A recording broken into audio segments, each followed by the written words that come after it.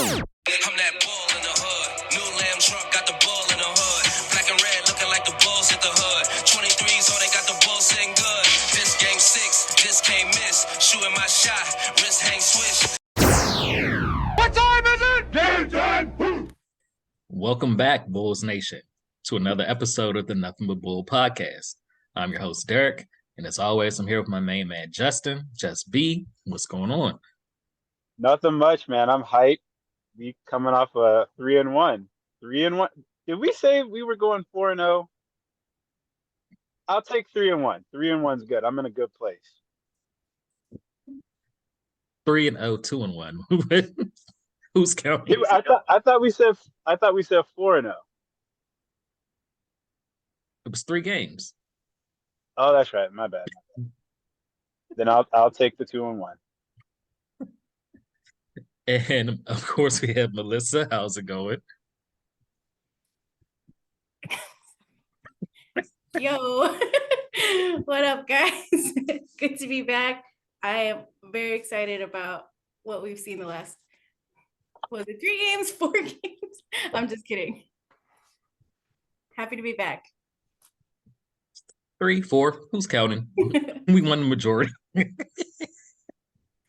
Derek came all dripped out today with the jersey and the hat, the City Edition. I mean, had to do it for DeMar DeRozan, who played 92 minutes in 2 days and scored 73 points or 62% shooting, which is crazy. Yeah, shout out to Billy for pulling his best Tibbs impersonation, playing him 92 minutes. Wow. That's some Tibbs level of stuff going on there. Load management. What is that? What's load management? We don't care about load management here. We're trying to get into the playoffs. Like, DeMar doesn't care. He said, I ball for free in the summer, so let's go. DeMar is like the sturdiest basketball player ever, I swear. He just plays through everything.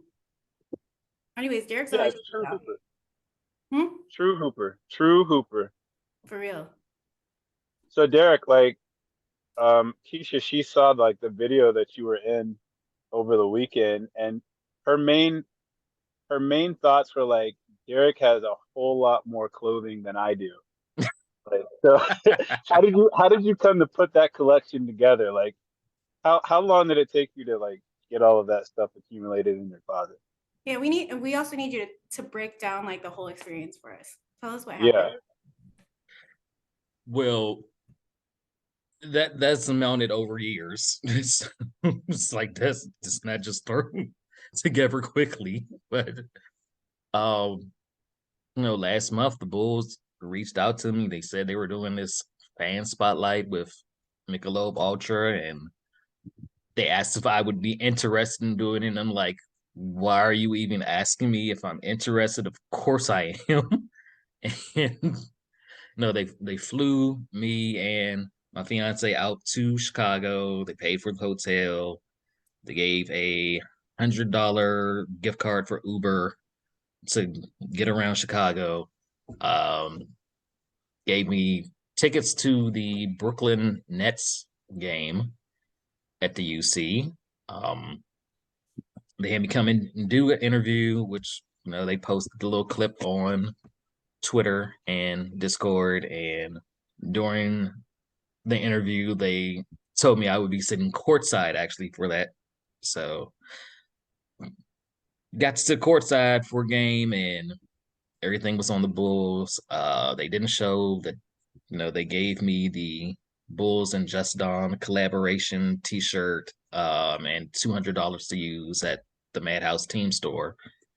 They filmed some stuff in the store, but it didn't make the video. Like they didn't even show like the whole closet, because that video was pretty much the entirety of what they used. And I did promise some people that we would show the unedited closet footage on this episode, so I will pull that up. To me about a week or two ago, do a fan spotlight interview with Michelob Ultra. So they're flying me out to the UC today, going to the game against the Brooklyn Nets later on. Right now, I'm gonna bring you into the Bulls closet real quick. As you see on this rack, it's nothing but Bulls merchandise, from shirts, hoodies, sweatshirts, pants, shorts. I'm known for wearing a hat. It's one of my trademarks, and you can see I'm always gonna be a different hat. You can see over here the Funko Pops, artwork from the Bulls Fan Jam, as well as the JVC Bull, Benny the Bull. You have so many Jordan. Right here, I have a custom jersey I was given by the Bulls at the NBA draft party the night we signed Dalen Terry. And I have a signed Zach LaVine jersey. Got him signed before one of the games. And of course, I'm known as Young Jordan because everything you see here, shoe cases, shoe boxes stacked up, all J's. It's very early. It's 5:15 in the morning. About to start the day, get ready, and pack up. Already on the UC floor, so let's get it. All of that was cut from what they showed. Is that all your Jordan, all your Bulls gear? Like everything? Yeah. That's a lot. So Derek, you're spoiled. Years, huh? I'm spoiled. I have 3 pairs of shoes, and my side of the closet is like that little space where one of your jerseys was hanging. She has her closet that's in the actual room, and I have the closet that's outside of the room. So That is an impressive collection. Yes, it is. I was looking at all the J's. it's like I knew you were going to focus on the J. I was like, ooh. So yeah, that was that experience. And Did they edit out like you heckling Billy? Oh, I was gonna ask you about that.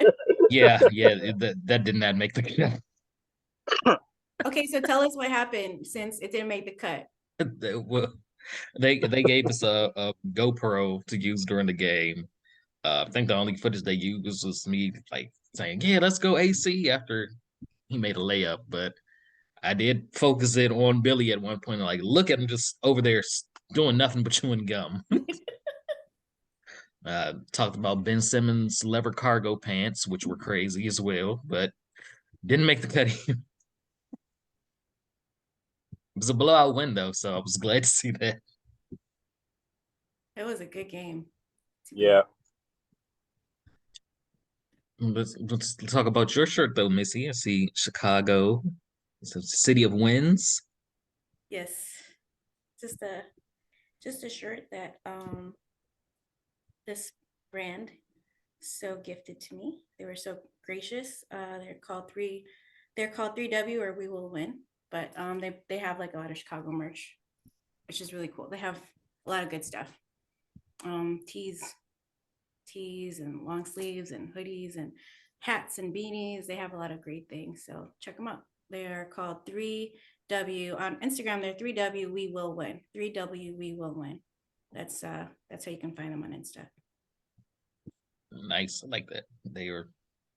Bulls have been in the city of wins the last couple games. Amen. It's been nice. The Bulls are 7-4 since Pat's jumped on. So we're looking real good.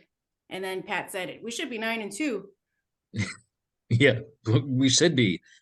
Especially that Kings game where Billy just decided not to call a full court press on that last inbounds, and De'Aaron Fox just casually walked into a 3 to win the game.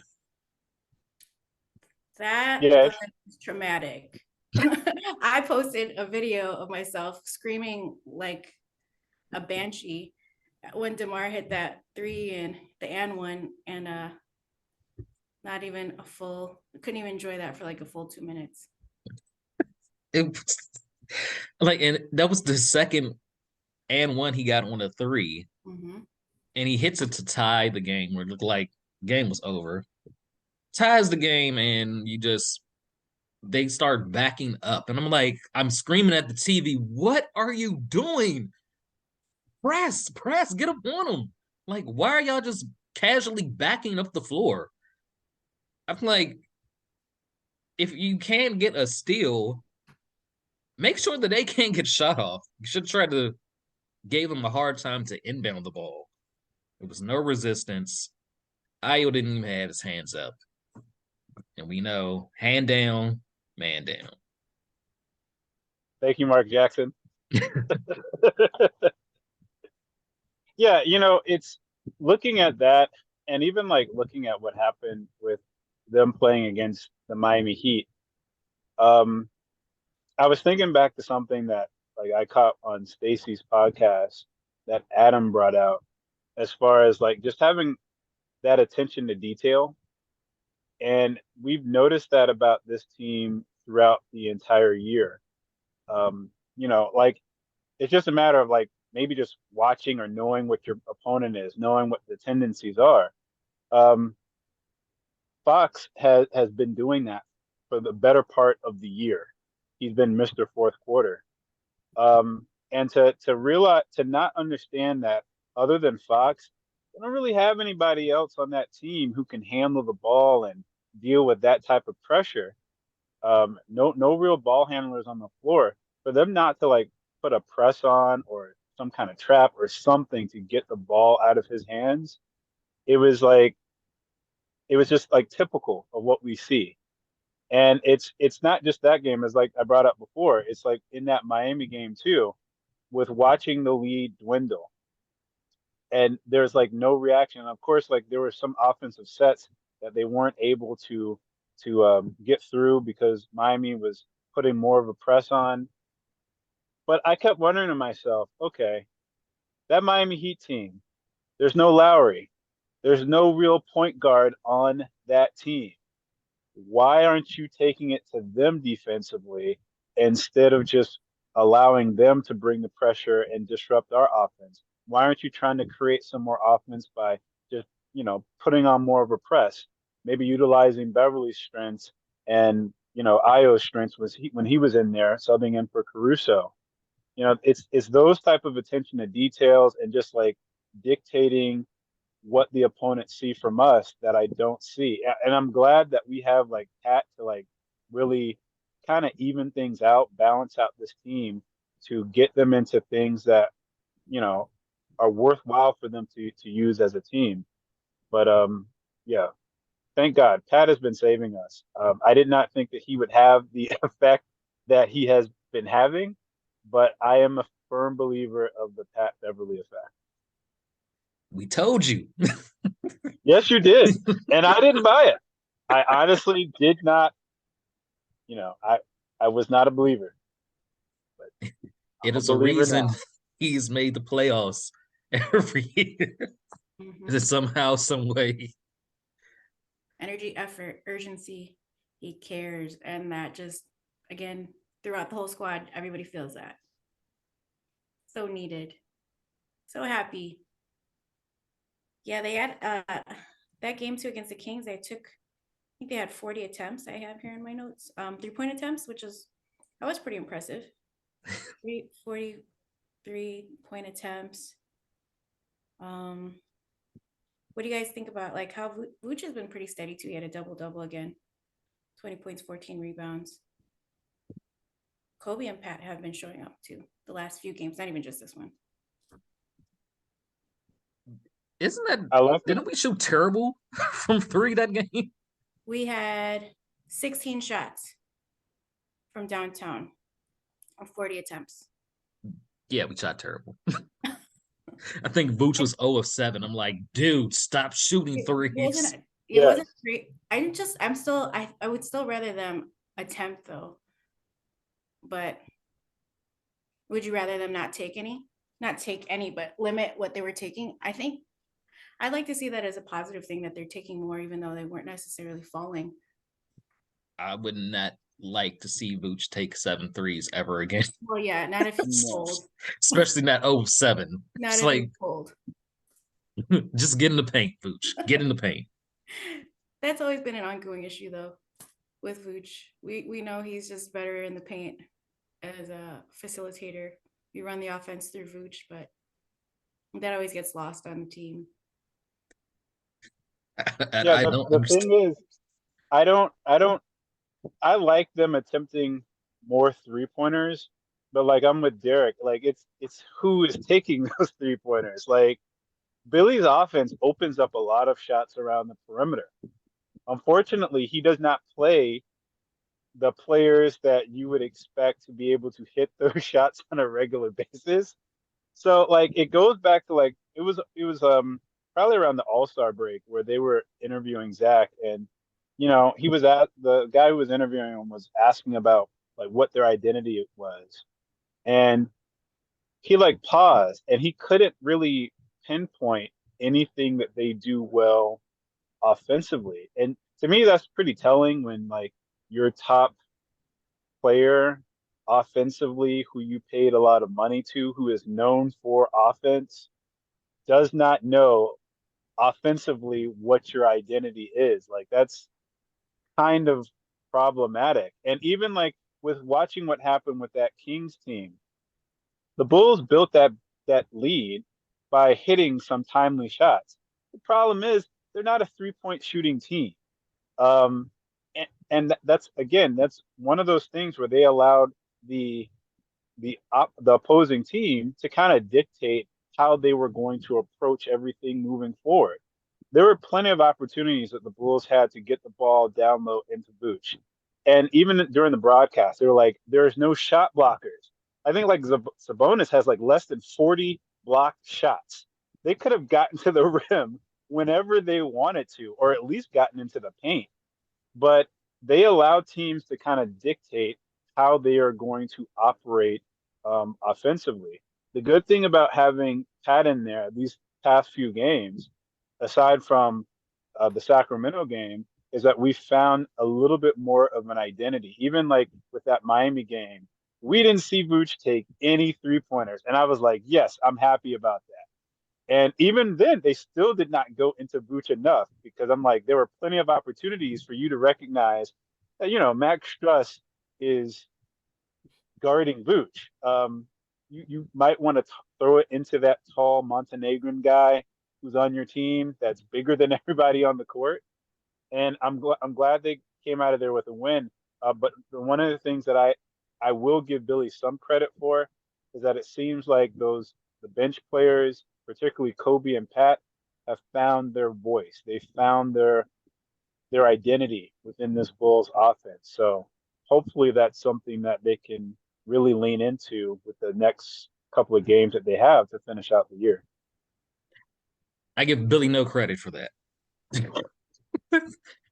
Pat and Kobe both grew up in North Carolina. They played on AAU and college and stuff. They have a relationship. That's just chemistry coming with putting them in the lineup together.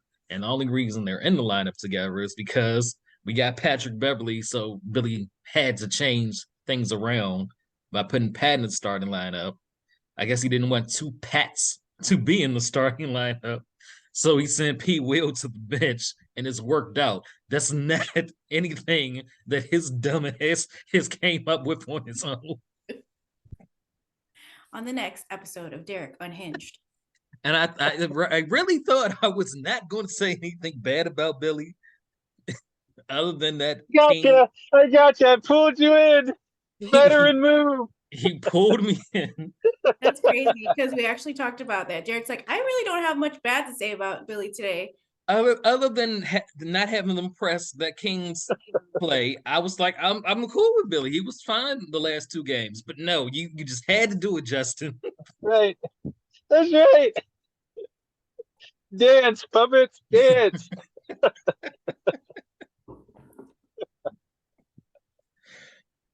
Billy gets no credit. I knew it was there somewhere, Derek. Because I've seen people say stuff like, well, he's rotated his lineups quite a bit because of injury. He's had to. His players aren't available. That's not something he just said, oh, you know what's not working? This might work better. No, people are out of the lineup. Stop giving him credit for stuff he doesn't deserve credit for. Yeah, there's all kinds of things with this roster. Like, even now, like with like them taking Dalen in and out, and I know people are like Dalen, you know, um, wasn't quite sure of where he would. He wasn't just NBA ready quite yet. But given with the injuries that this Bulls team has had and the lack of energy and urgency that they've needed, I feel like at this point of time, it would have been nice if there had been some kind of role that was carved out for Dalen that, you could put him in. He knew what to expect of him coming in. Like you carved out like 10 to 15 minutes of time for him just from an energy standpoint, just from his passing. Like whenever he's in there, I feel like he is always affecting the game in a positive manner. Um, so yeah, it's Billy has kind of like just had to fall into playing guys in certain like lineup packages that he has. So yes, it is been very hard to give Billy any kind of credit for anything positive that has taken place. Even though Pat Beverly singing Billy's praises, which I haven't quite like put my finger on, other than wanting to like get another contract. I haven't quite figured out why that has been the case. I don't know, but speaking of Dalen Terry, he played for the Windy City Bulls today, who won by 21 points, and Dalen had 25 points, 8 rebounds, and 5 steals. You think that maybe there's a chance that a role could have been carved out for him on the main roster? Yeah, why is that man in the D League or the G League, I should say? No, no, I actually have a theory on that. I feel like AK is still trying to show people that his draft picks are better than Gar Forman's draft picks. So he just sit Dalen down to just totally dominate Denzel Valentine. What was the other forward that we had on that team like years ago? Tony Snell. Oh, yeah. Yeah, just send him down there to dominate, just to show I know what I'm doing better than Gar Forman. That's my theory for that. Because why else would Dalen be in the G League right now? Like, what is it to prove by him being in there? It's like Caruso went out in the game last night with a left foot injury. He's questionable for tomorrow. So why would you send a guy that we could use down to the Windy City Bulls instead of having him on the plane to fly to Philly with the team in case Caruso can't play? Because it makes too much sense.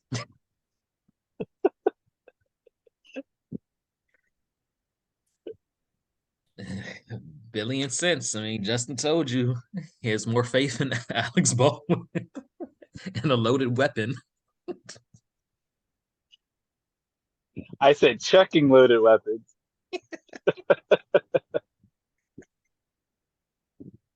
I mean, hey, it's the same difference. I like your timing, Melissa. Just straight face, like because it makes too much sense.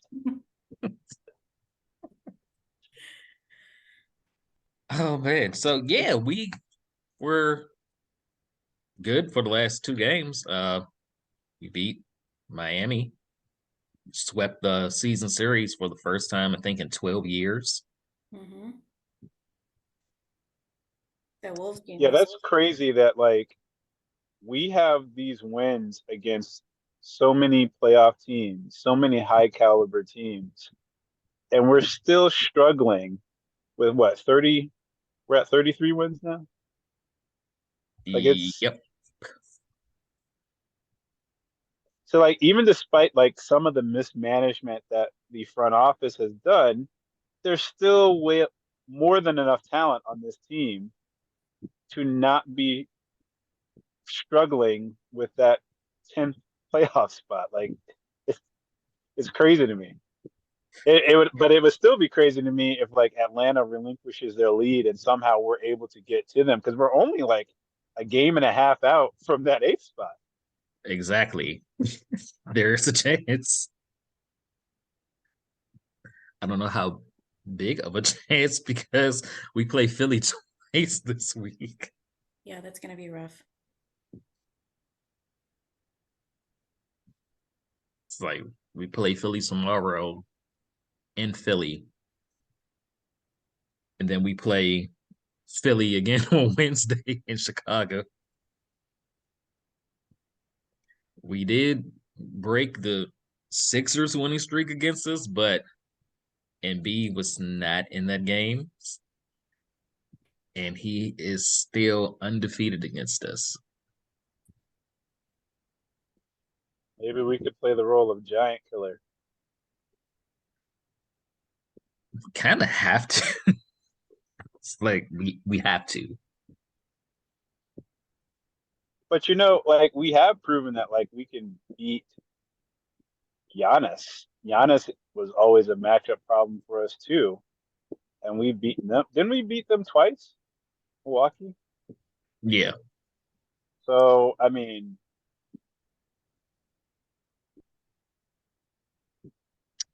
it's possible. I mean, because like when I look back at like the type of teams that the Bulls lost against, like that for years, even before Billy got here, there was like this general lack of general toughness that we equated with the Bulls. Like teams would just like kind of walk all over us.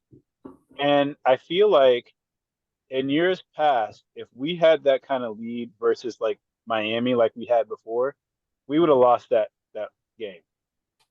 Just folded, just found a way to just lose. But I feel like when you have like not just Caruso, but you have Patrick Beverly on there with just that bulldog mentality that we are not going to win or not going to lose this game. I think that that's helping to kind of elevate everybody's mindset, especially moving forward in these next couple of games. So I really wouldn't have put it, past us to be able to pull off one, maybe not, maybe even two wins versus Philadelphia. I I don't definitely, know about two. yeah. One I could see. One I max. don't see two. Because not only is it the matchup problem with Embiid, it's Embiid and Harden who are foul merchants.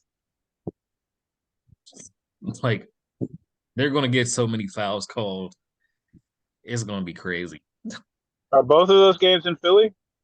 One's in Philly, one's in Chicago. Okay. Well, now that refs are actually calling fouls for us, there's a chance. Against Harden and Embiid. There's I a think chance. who was JB Biggerstaff accused them of bending the rules to get fouls drawn. Yes. They're foul merchants. That's what they do. James Harden can go like 2 of 11 and he'll still end up with like 30 points just off the free throw line.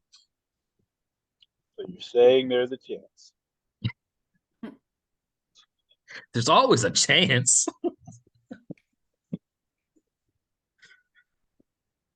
Yeah, so we got Philly twice, then we have Portland on Friday. Yeah, In Portland's Portland. not trying to win any games. 2-1. You're 2-1. looking at 2-1 again? 2-1. We have, well, I guess you want to count Sunday's game as this week as well, and that is against the Lakers. Missy will be hosting a watch party for that game Again? that sold out, and then she put out more tickets and sold out again. We have 100 RSVPs. Nice. Should be fun. I wish you guys were here. Just Yeah, come, just come back again, Derek, for like the 16th time.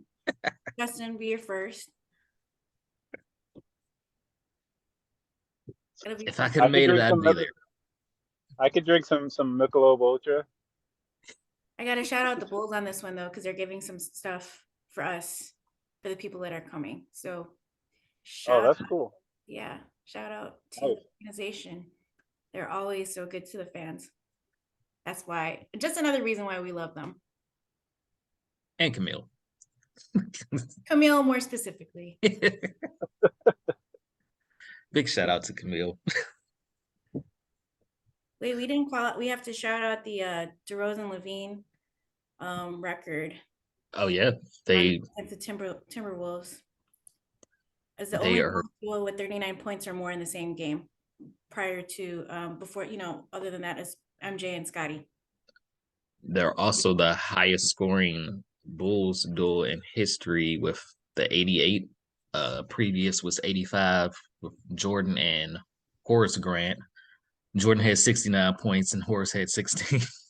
So it was DeMar didn't have to carry that much of a load as Jordan did, but shout out to DeMar and Zach for making history. So now with the Laker game thrown in there, are we going 3-1? I'm going 3-1. Just I'd go 3-1. Like a lot of that depends on the load management of what's his face? Mr. Glass. Yes. Hmm. Shouldn't talk badly about him like that, but it's true. Because they just like load managed him in one game and like the team lost. Team's trying to get into playoffs, but he can't play back to backs or so I don't know. But like even with that, LeBron's out. I like our chances versus the Lakers. And Pat Bev said it's his personal mission to make sure the Lakers do not Right. make the playoffs. Yeah, that's why I'm pretty confident about that. Well, at least against the Lakers, I'm pretty confident about that one. Pat's going for a career high in points in the game. Pat's level of petty is unmatched. I and love I'm it. all for it. Yeah, but he was knocking down threes last night, went on a personal like 14-0 run by himself and gave him the two small gesture. 5 threes. But like I understand his level of pettiness though, because getting overlooked with what he's been able to accomplish in his career. Like Timberwolves didn't make the playoffs before he got on that team. The Lakers were looking like a laughing stock before he got there. Like he's helped some teams throughout his years, and he's providing a significant impact for us. So I understand his level of pettiness because he can back it up. Oh, we love him. He had, what was it? 14 points? 14 points in the second quarter and 4 threes. 5 total though for the whole game. That's crazy. We love it.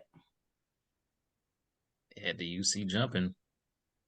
If there's one person that's more petty than Pat, it's MJ. And I can't believe that this idiot, Calhoun, whatever, however you say his dumb name, is a bigger idiot than Billy to say that Jordan's accomplishment are like a myth with if you remove Scottie Pippen and Phil Jackson because of his ownership and playing baseball. Yeah, it's ridiculous. Like it's like somebody like saying like, well, if you take the cheese out of macaroni, like you just have pasta. Well, yeah, but we still love pasta. Pasta is still awesome. Okay, so like to try to downgrade anything that Jordan has done, he's basically helped keep the Hornets somewhat relevant.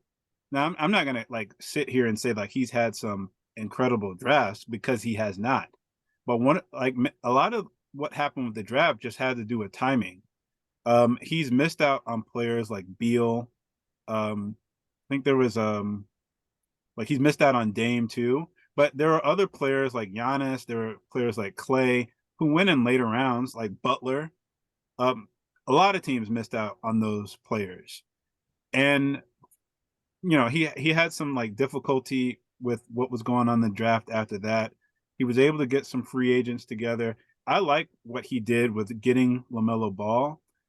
Despite the legal troubles that this player got into that is on their team, Miles Bridges, he was having a pretty good year before all of that other stuff happening, with the domestic violence and everything. But he's got a quality big, apparently. I like what I see out of that kid Williams out of Duke. And I hate Duke players, like with a passion. But he's been able to put somewhat of an exciting team together, just athletically. Just it seems like once he got, I think it was Mitch Kupchak that he got in to be the general manager, and they've been able to put some pieces around where you could see somewhat of a path moving forward. And like I said to somebody before, if you take like the Charlotte Hornets previous 2 years and compare them to the Lakers, they actually have more wins. So say whatever you want to about how great LeBron is. We're just going off of records. Like, Haven't been that great since you got to LA. So I mean, this man won in college. He won in the Olympics in '84. He came to a Bulls team that was the cocaine circus, as we heard in the Last Dance, and he made the playoffs every single year. 10 scoring titles, Defensive Player of the Year, multiple first team, all NBA and defense, 6 championships, 5 MVPs, 6 finals MVPs. Like, how can you say, oh, if it wasn't for Phil Jackson and Scottie Pippen, his myth wouldn't be that big? Like, it's not a myth. There are accomplishments that back this up. Like, Phil was a rookie coach when he came in. yeah, Scottie wasn't that good when he came in. Jordan took him under his wing and helped Scottie become the player that he was. I'm like, this disrespect just to get clicks and listens to your podcast is terrible when against the single greatest player that we've ever seen. well, he's been trying to push this narrative of how much better LeBron is than him. And that could work both ways. Like without Dwayne Wade, Chris Bosh, and a timely Ray Allen 3, like how much are we really talking about what LeBron James has accomplished? So it goes both ways. It's just funny, like when you flip things on people, like how they really don't have much to say, but like to really come out of your mouth and try to just downgrade anything that Jordan has accomplished, not just as a player, as an owner, because when you come in and you pay whatever millions and you turn it into over $1 billion, I'd say you're winning as an owner. But like to like take cheap shots about him like not making it in baseball, even though he did not have spring training or anything, he was actually able to put up some very good numbers for a player who hadn't played baseball since high school. That just tells you a lot about the person who is trying to get clicks, just like you said. I'm like, it's an interview out there right now with Mario Chalmers, who played with LeBron, and said nobody feared LeBron. He said people were scared of Jordan. People were scared of Kobe. Nobody was scared of LeBron. Yeah. Why? Ray Allen's 3 saved him. Dwayne Wade has saved him. Like, and he still has his record in the finals still isn't great. What is he, 4-6? Yeah. Yeah, it's a losing finals record. And you want to talk about the guy that's undefeated in the finals? It is funny because like when you look at Jordan's career, There are so many great players that we do not talk about because Michael Jordan beat them all. Like it's crazy. But then still, there's a lot of great players that we talk about, even with LeBron James being the best player in basketball. Nobody can doubt that.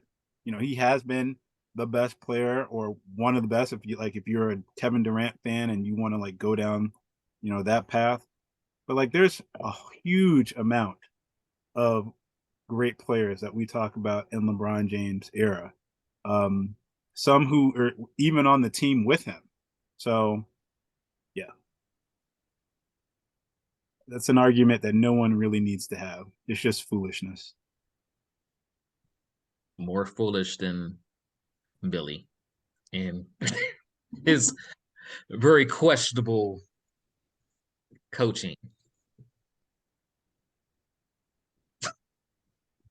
Stop giving that man compliments. You want to give him compliments, send him a pack of gum. So, yeah, we're going 3-1 for this next set of games.